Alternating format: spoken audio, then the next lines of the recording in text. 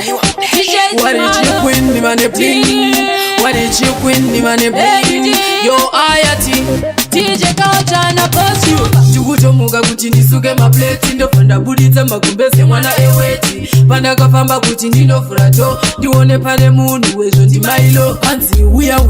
sawira kusipo pane vamwe mai vari kuda zvehondo and futi mufunge zvako vane mari yangu vari kuda kutondirovera chikwereti changu mira sau irandipfeke skin tight hatiundozviziva neni ndinoda zvefaiti mumba mune munhu mira ndidzime light ndobva ndabuda nechibhodhoro chetakasvikonzi chipakera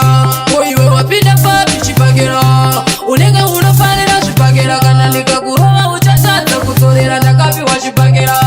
chipakera koiwe wapinda papi chipakera unenge unofanira zvipakera kana ndikakurova uchatadza kudzorera ndakapiwa chipakera chematsenga nzungu ndakarishaya bhotoro ndakunzwa dzungu koiko hako kuzopfurirwa mabhutsu mautsu ndichikikwa kunge kuti ndakazongoti sori kamaitrish andoika pateni ndinokupai flying fish ende kune nyama ndokupai tumadish kana musingarepifi ndokupai takasvikonzi chipakera koiwe wapinda papi chipakera unenge unofanira zvipakera kana ndikakurova uchatadza kudzorera ndakapiwa chipakera koiwe wapinda papi chipakera unenge unofanira zvipakera kana ndikakurova uchatadza kudzorera ndakapiwa chipakera